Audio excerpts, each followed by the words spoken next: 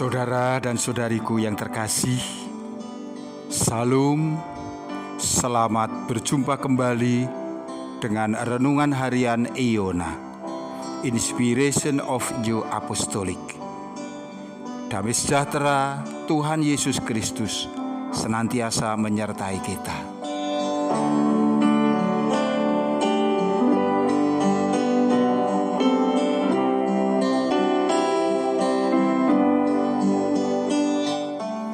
Kita akan mengawali renungan kita kali ini dengan membaca firman yang tertulis di dalam kitab Mazmur pasal 23 ayat 5. Engkau menyediakan hidangan bagiku di hadapan lawanku.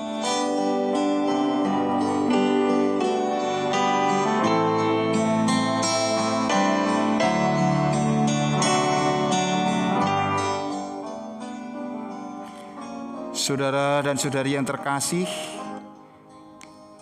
renungan kita kali ini kita akan merefleksi firman yang telah kita terima di dalam kebaktian pada hari Minggu 26 Maret tahun 2023. Kita telah bersama-sama menikmati firman Tuhan di dalam setiap kebaktian. Pastilah menjadi sebuah keinginan kita agar firman itu hidup di dalam hati kita. Untuk kita dapat datang di dalam sebuah kebaktian, kita telah menyiapkan segala sesuatunya. Kita telah mengorbankan waktu kita.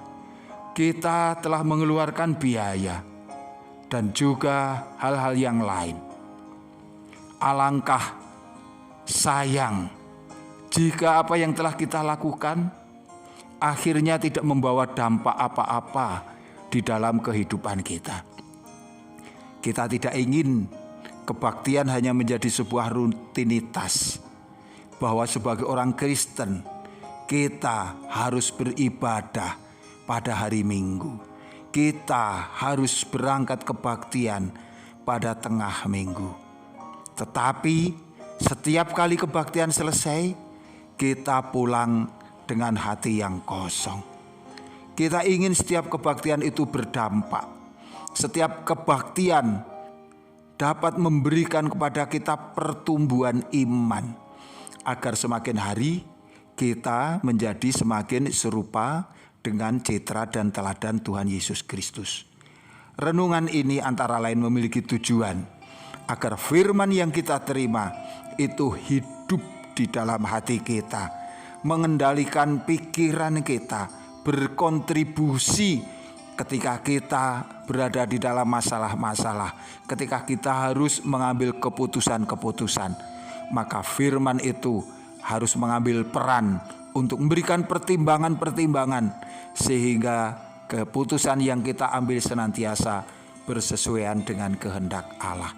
Semoga Tuhan mengaruniakan kepada kita senantiasa hikmat untuk kita dapat melakukannya.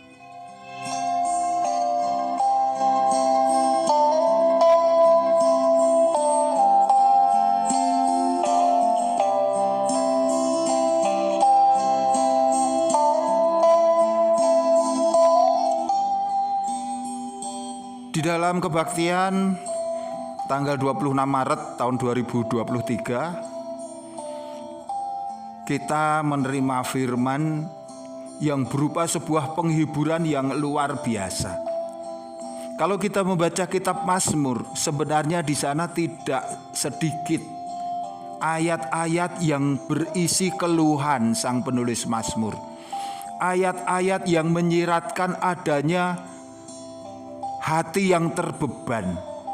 Bahkan seringkali di sana sang penulis bertanya kepada Allah, "Ya Allah, mengapa engkau tidak mendengar aku? Ya Allah, mengapa engkau jauh dariku?" Tetapi khusus pada Mazmur pasal 23, kita dapat menemukan sesuatu yang sungguh-sungguh berbeda. Sang penulis Mazmur mengungkapkan rasa puas yang luar biasa atas kasih Allah. Ia mengungkapkan rasa syukur yang sedemikian tinggi atas kebaikan Tuhan. Jikalau kita baca ayat sebelumnya, maka di sana sang penulis Mazmur menyatakan pada ayat 1, Tuhan adalah gembalaku, takkan kekurangan aku. Sang penulis Mazmur mengakui keadaannya yang baik, keadaannya yang dicukupkan, tidak lain adalah karena kemurahan Tuhan yang adalah gembala. Kita tahu apa pekerjaan gembala. Gembala yang pertama memastikan bahwa ternak-ternaknya, dombanya senantiasa tidak berkekurangan. Dombanya senantiasa ada dalam keadaan yang aman, bahwa dombanya itu tidak terancam bahaya. Itu juga yang Tuhan lakukan di dalam kehidupan kita. Sebagai gembala yang baik, Tuhan bahkan rela mengorbankan putranya, menderita dan mati di kayu salib menggantikan kita. Ayat yang kedua mengatakan, Ia membaringkan aku di padang rumput hijau. Ia membimbing aku ke air yang tenang. Ayat ini menyiratkan betapa Allah merawat kita, betapa Allah tidak melupakan kita. Ia membawa kita ke padang rumput yang hijau. Ia menyediakan air yang tenang, air yang jernih. Itu berarti segala kebutuhan kita Tuhan menyediakannya. Sedangkan di ayat yang ketiga dikatakan, Ia menyegarkan jiwaku. Ia menuntun aku di jalan yang benar oleh karena namanya. Barang siapa mengandalkan Allah, sang penulis Mazmur memastikan ia tidak akan kehilangan arah, karena Allah menuntun dia di jalan yang benar. Meskipun kita masih diizinkan hidup di tengah-tengah kejahatan, hidup di mana roh penyesat senantiasa ingin menghentikan langkah kita menempuh jalan ziarah kita, tetapi sang penulis Mazmur menyemangati kita. Allah menyegarkan jiwa kita. Ia menuntun kita di jalan yang benar.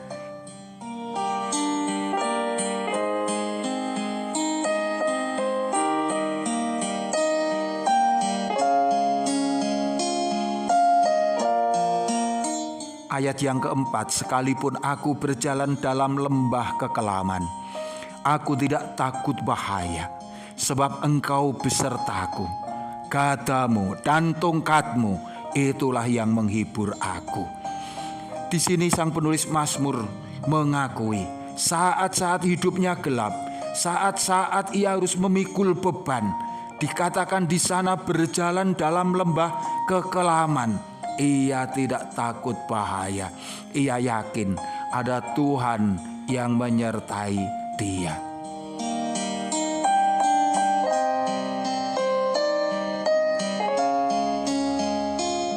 Maka kemudian dia mengatakan di sana, Engkau menyediakan hidangan bagiku di hadapan lawanku. Ini bukan hanya menyangkut kebutuhan akan makanan. Ini bukan hanya menyangkut akan kebutuhan fisik, kebutuhan jasmani tubuh kita, tetapi hidangan yang disediakan oleh Allah adalah kemurahannya. Setiap kali kita hadir dalam kebaktian, Allah lah yang mengundang kita pada meja makan. Allah lah di situ yang menyiapkan hidangan bagi kita, yaitu kemurahannya. Kurban Tuhan Yesus Kristus yang disiapkan untuk menyegarkan jiwa kita, untuk menguatkan kita, untuk kita manusia yang berdosa boleh kembali kepada Dia di dalam kemurahannya, kepada persekutuan dengan Dia.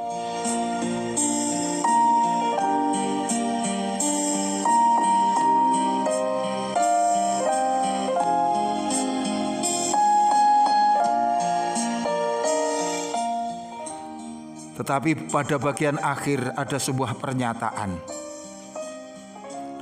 Engkau menyediakan hidangan bagiku di hadapan lawanku. Siapa yang dimaksud dengan lawan? Siapa yang dimaksud dengan musuh kita? Musuh kita bukanlah manusia.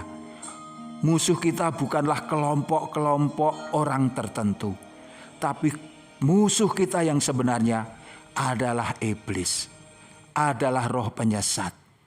Ia senantiasa tidak rela apabila kita lepas dari cengkeramannya, apabila kita kembali kepada Allah. Iblis menghalangi jalan kita ketika kita akan mengaku dosa di dalam kebaktian. Iblis menarik kita semakin kuat di dalam cengkeramannya ketika kita ingin lepas dari dosa-dosa dan menerima kemurahan Allah di dalam perjamuan kudus. Itulah musuh kita. Tetapi apa yang dilakukan Allah? Allah menarik kita. Allah membawa kita pada meja kemurahan, pada meja makan, hidangan, perjamuan kudus disediakan. Di sanalah iblis kehilangan apa yang menjadi keinginannya. Engkau menyediakan hidangan bagiku di hadapan lawanku. Iblis tidak mampu lagi menguasai kita.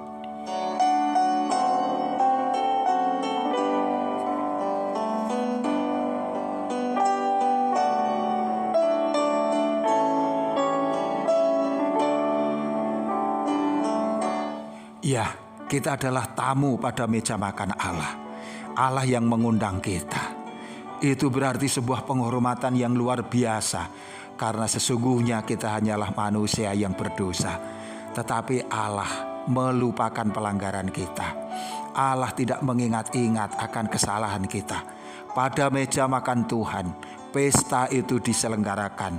Sebagaimana seorang anak yang hilang datang dengan pakaian compang-camping, maka Allah menggantikannya dengan jubah yang indah, mengenakan cincin pada jari kita, dan disediakan hidangan yang nikmat dan juga hiburan yang menyenangkan. Tetaplah engkau menjadi anak-anak Allah yang suka menghargai kebaikan Allah. Setiap kebaktian, di sanalah tempat kita dipulihkan, kita disegarkan, ditaruhkan kembali damai sejahtera dalam hati kita. Kita ingin tetap tinggal di dalam rumah Allah, di dalam persekutuan dengan Dia yang mengasihi kita. Tuhan memberkati kita semuanya. Salam, sampai jumpa.